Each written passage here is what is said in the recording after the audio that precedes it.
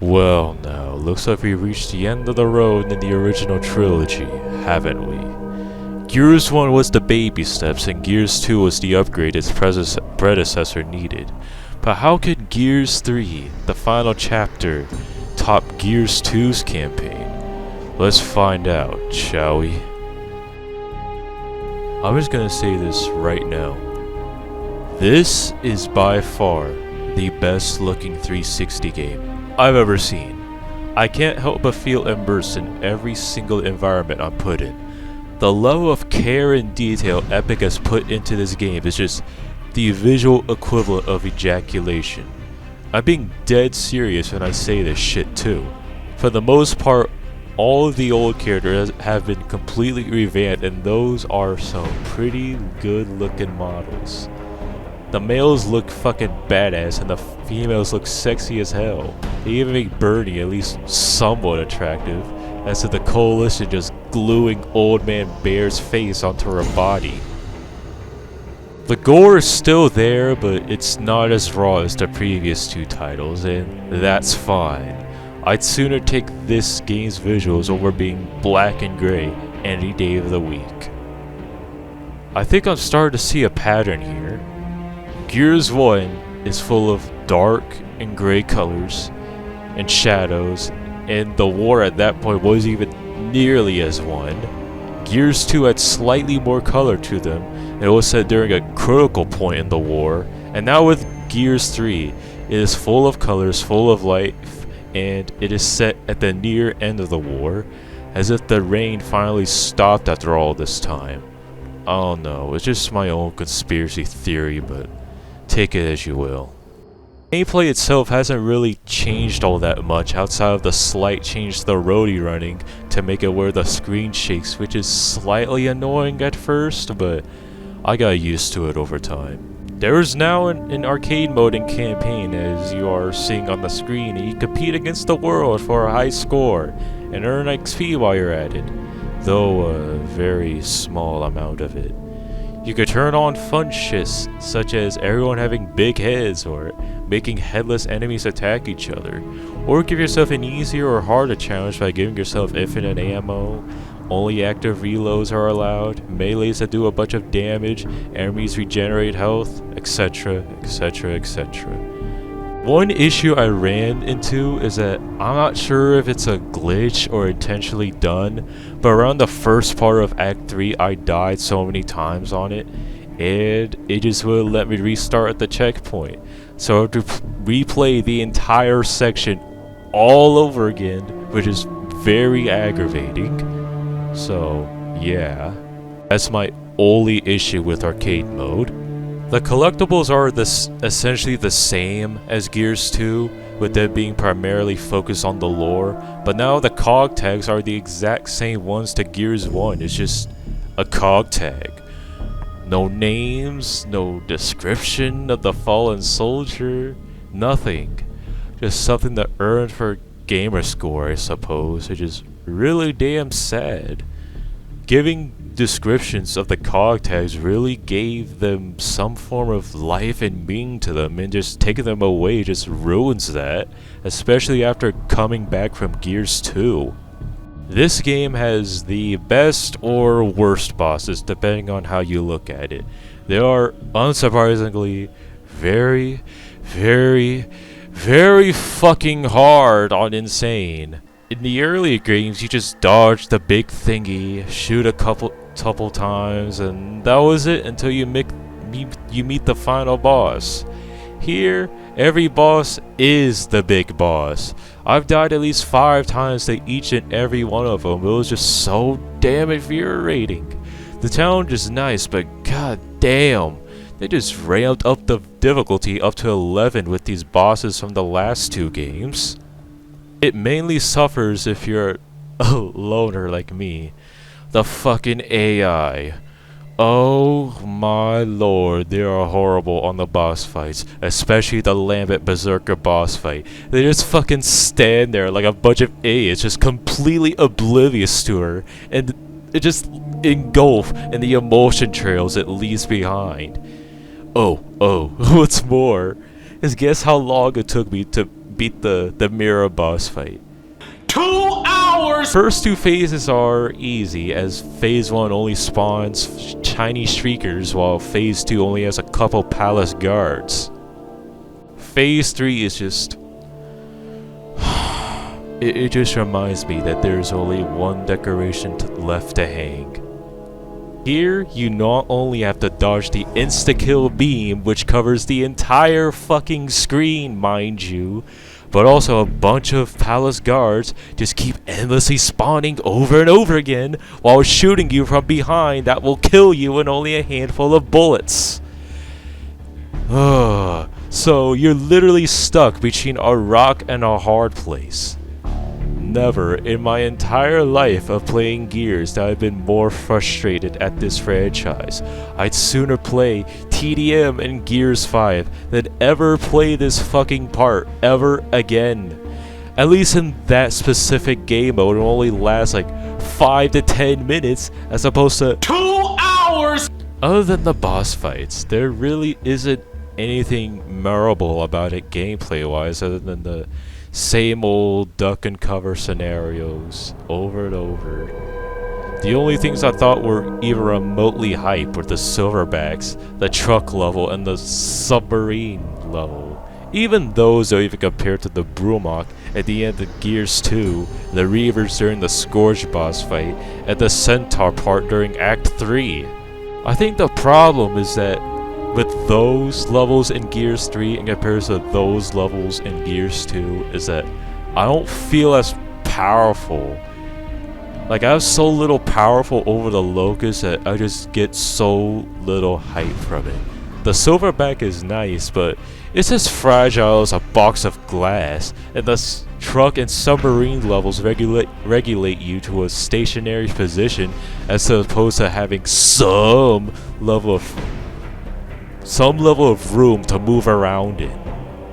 The new guns are great, as the Retro Lancer almost insta-downs people from close range. The sawed-off is just one-hit kills only if you're not practicing social distancing.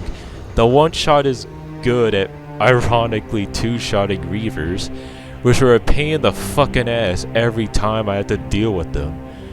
The Vulcan and Clever are honestly not that great, since they both leave you wide open for enemy fire, which is not good on Insane, since, what I explained earlier, everyone downs you within a couple of bullets. Overall, the gameplay is fine, but it just does not match up to Gears 2. But it does make up for its story, which I'm about to explain right now. From what I've heard and seen, Gears 3 seems to have the best story, and after replaying it again, I could see why. Probably because it was written by the same person who wrote all the Gears of War novels, Karen Travis, who not only introduced a bunch of new characters in the novel, gave extra details to existing characters, but also got ideas for Gears 3 just by looking at the concept art for it.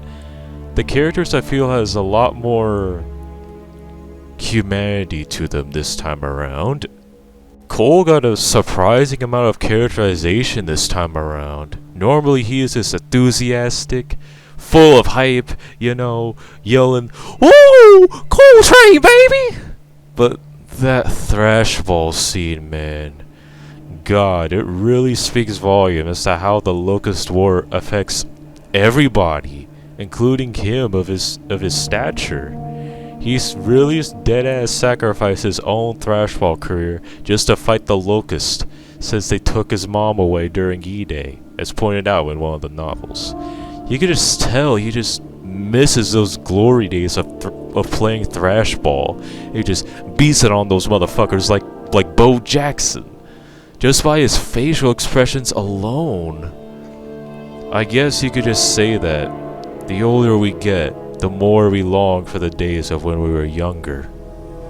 Baird is more the same, but now he has some type of Sunday here with Sam, where he was all like, it's not like I like you or anything. Like, you know those type of anime characters? He's one of those now, and it's pretty damn hilarious too, as this is like the first time we see him interact women in-game rather than conveyed through novels and comic books.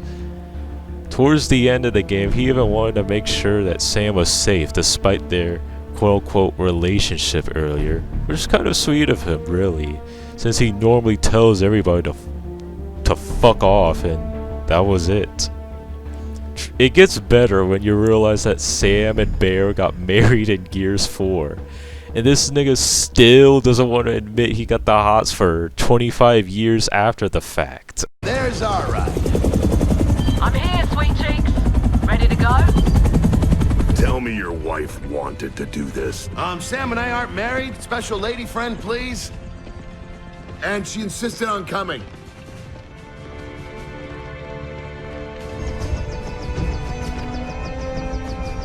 Speaking of Cole and Bear, their reaction to Dom's death was just spot on. Take a look.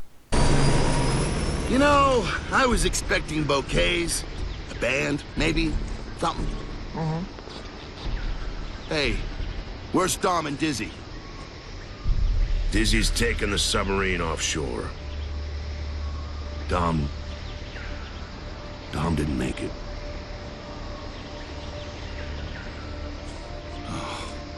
Oh, fuck no. Somebody's gonna pay. Somebody's gonna fucking pay! He got us this far. Let's finish it. Normally, Bear would just make some snarky comment about it, make fun of it, you know. While Cole is usually optimistic, but here, it's not quite the case. Bear seems very devastated. He even tried to run his mouth like he usually does, and Cole got very riled up, which we rarely ever seen him do in the series. That just speaks volumes that not only how much Dom meant to those two, but how Travis puts so much humanity into these characters now. And speaking of Dom, let's talk about him. Dom has changed quite a bit from the last game, but for the worse, unfortunately. Apparently his mental state just went down the shitter, and who could blame him? The man killed his own wife and doubted whether or not it was the right thing to do, and because of this he just withdrew everyone around him and started picking up gardening as a hobby. I think the things that led to his death were even sadder than the death itself. He lost his brother during the Pendulum Wars, he lost both his parents and his kids during E-Day, and now he killed his wife after years of trying to find her. The only piece of his family has left is Marcus.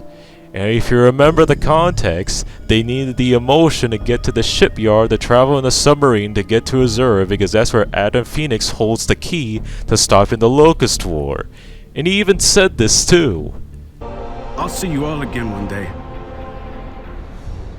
Look, Marcus is busy saving the world again, so I gotta be there for him. Sleep tight, sweetheart. Basically, he literally has nothing to live for except Marcus. If they don't make it, then everyone who even gave a shit about will be dead, including Marcus if the Lambent had overrun them, so he had nothing to lose by sacrificing himself, and nothing to gain if he didn't. And that is just his most admiring trait. His loyalty towards the people he cares about is just goals that I just wish everybody had towards each other. Now that I'm older and had a death in the family recently, and have my own fair share of problems that came with it, I could get where Dom is coming from when he did that. When you had so much death in your life, you just have nothing to really live for, no one to come home to. When family dies, a part of you dies with it, whether you've noticed or not. And well, Dom's family makes up a large portion of his identity, especially Marcus, since they've been friends since they were children. So to lose Marcus is to lose a very large part of yourself, and honestly, again, I can't really blame him for doing that, which makes it very admirable and very sad at the same time. And I don't think Dom would want to go out in any other way. period. Marcus is always known to just brush things off, and deep down you know he cares. He just doesn't show it very often, and here he is shown to show that emotional side of him even more than in the previous title. A lot of people seem to think he's some type of brick wall, but if you pay attention to the type of things he says and does, that is simply not true. Take a look.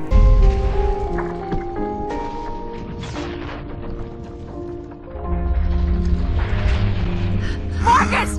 He's gone! He's gone! There's nothing you can do! Stop Get it! off me! God Stop damn it! Let me get him out of there!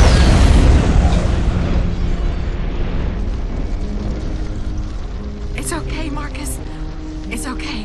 Come on. We're out of choices. We need the fuel, welcome or not. We've got to get to the shipyard.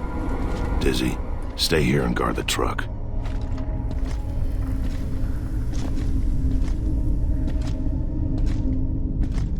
Okay.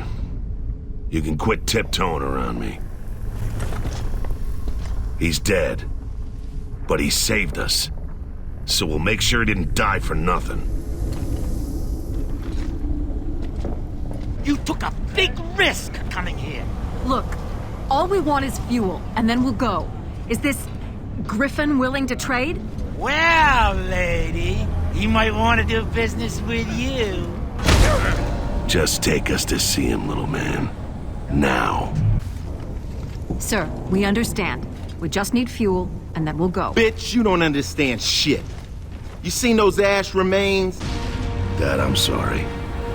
I should have saved you from all this. God, I tried.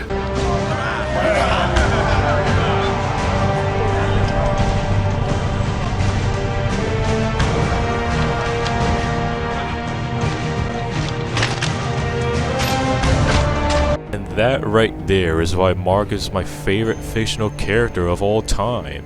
On the surface level, he may look like someone who could just care less about anything else and just gives off the cold shoulder. But on the inside, he's just as human as everybody else with his own set of emotions that he just so happens to not convey very often. Something I very heavily relate to, on top of being a fucking badass. If you still don't believe that this man has his own set of emotions and character to him, then the opening cutscene should convince you otherwise. It's literally the very first scene from Gears 1, except now it's Anya instead of Dom, and it just adds to how him being pardoned affected him. He is once again reliving his greatest failure, and even has Anthony and Ben Carmine in it. And I guess it also comes to show how much those two affected him, as I feel like he caused those two to die at such a young age as well. But now he has a second chance to do so, and I feel as though that is his redemption arc for him. To correct the wrongs he did, because he decided to save his father. The very reason why he even got into prison to begin with. And is the reason for him saving the world. And even now he couldn't save him, and there was nothing he could do about it. Again. Just like he couldn't save Dom. That's two of his family members that he lost within the same day. Wow. Let's give a quick rundown as to who he lost in the franchise. So he lost both of his brothers, Dom's entire family, both of his parents, Ty Calisto, the younger Carmines, and then Anya at some point after 3. That is a lot to carry. Even with those logs the character artists call arm and trap muscles. I guess death follows him everywhere he goes. Now that I think about it, Clayton is literally the living parody of Marcus. Almost every single Carmine member has died. Anthony Carmine, Ben Carmine, Gary Carmine, and now Lizzie Carmine died too. He's the only surviving member of the Carmines. Well, other than D. Carmine, but I hope we see him someday. Just like Marcus, almost every single person he's gotten close to has died. And I literally just told you who he's gotten close to. And now you have the option to kill JD in Gears 5. So I honestly do believe that he will have his Dom moment in Gears 6. But back to Gears 3 for a second. Anya is no longer just "Control, this is Delta," but instead just a part of the battlefield, like the rest of Delta Squad. Based on my observations, she's just the very thing that holds Marcus together.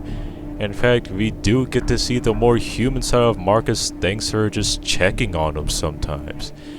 So she is pretty damn important to not only the war effort, but Marcus's mental state as well, especially after Dom died, and I could see why Marcus was attracted to her. God damn you, where's Azura? Marcus, come on.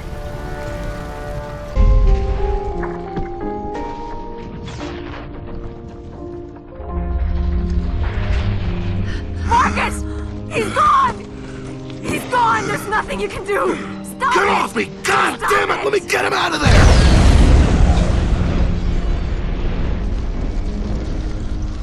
It's okay, Marcus. It's okay. Come on. We gotta go now. Your father still needs us.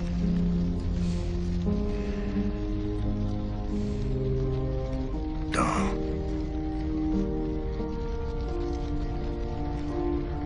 Don't you lay a finger on him. Don't you fucking dare. You got an hour. Don't waste it. Let's go, Marcus.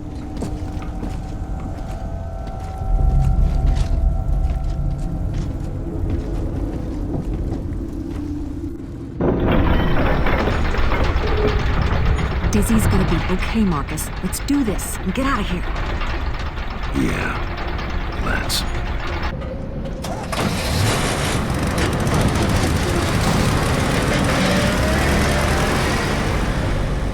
Come on, let's get this fuel to the truck. We've got a submarine to find.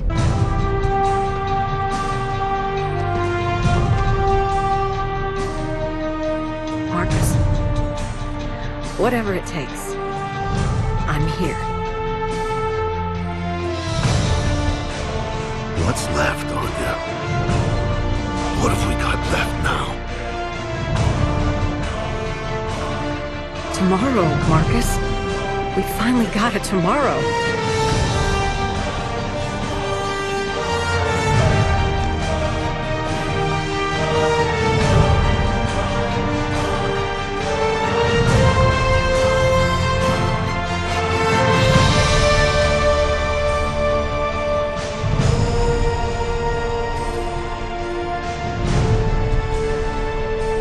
And that right there, that very sentence has stuck with me ever since I first beaten the game nearly 5 years ago. The context here is that the world has gone to shit over the last 17 years. 3 years younger than I am. That's a pretty long time to not say to yourself, I could relax, I could finally enjoy myself. You know, I got no worries, no stress, nothing.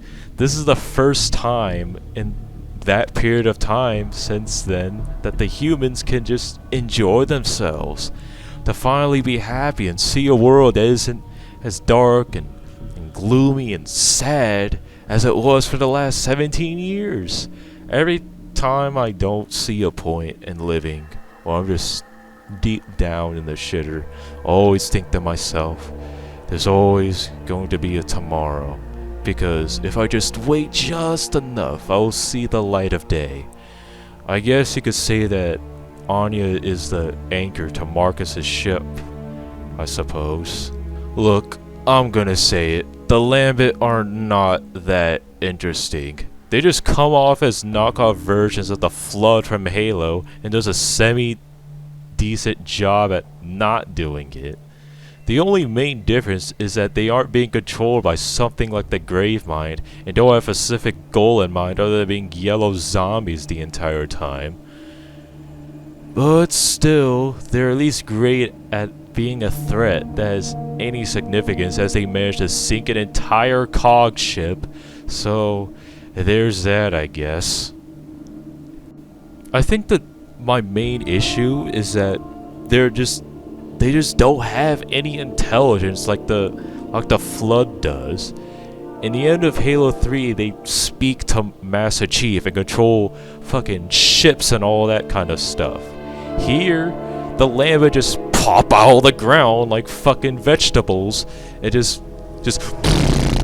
the entire time. So I think their lack of intelligence just makes them less compelling and dangerous in my eyes. What's equally more disappointing is the locusts themselves.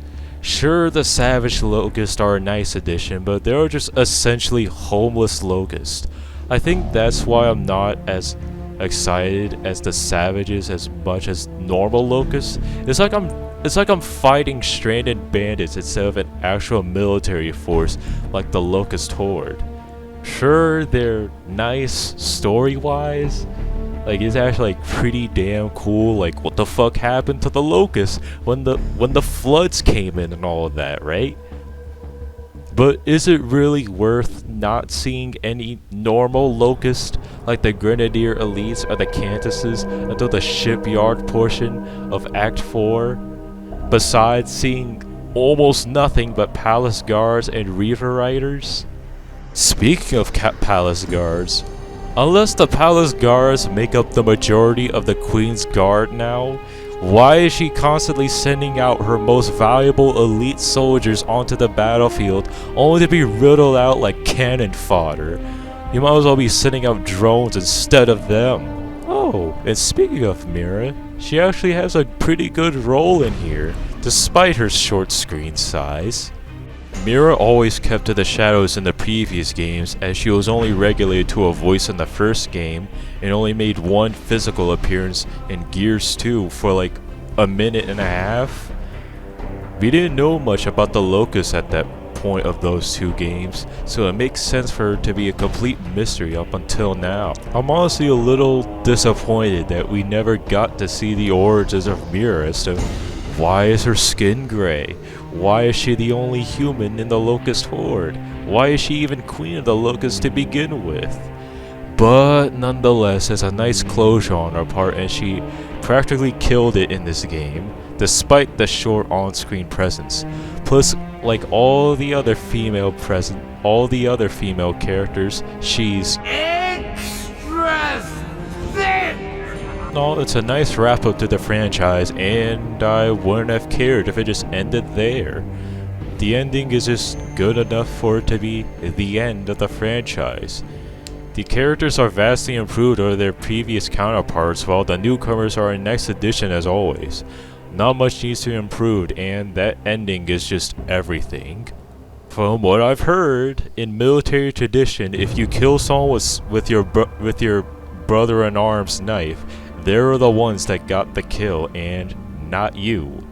Even better when you realize that is Dom's commando knife when he was part of the Commandos during the Pendulum Wars, where Bernie actually taught him how to be one. That is very touching, and it just puts the cherry on top. Even though it might look grim at the end, there's still hope to be had as it just runs deep. Gears 3 will forever hold a special place in my heart, as it was the first Gears of War game I actually took seriously, and the sole reason why I wanted an Xbox One to begin with, and stuck it out ever since. I've been with this franchise for over 5.5 years, and never in my entire life, before and after Gears, have I been more enthralled with a game's lore than this. I bought 2 books and a comic book too, and I never ever indulge in literature. The thing about Gears of War's campaigns is that you don't even need to read the novels to get what's going on for the most part. And even then, the details in the novels aren't really that important in the grand scheme of things when the game does a perfect job at explaining what's going on. Did I know who Sam and Jace were prior to Gears 3? No, but they weren't written in a way that just forces me to read the novels, as I had a good understanding of the character just from their dialogue and actions alone. They mentioned Vectis a couple times, and I have no idea what Vectis is, but the game not only doesn't put much emphasis on that specific location, but the words that surrounded that location sound like it had some lower significance. I could go my whole life without knowing how important Vectis is, but if I really want to know, I have the option of reading the novels.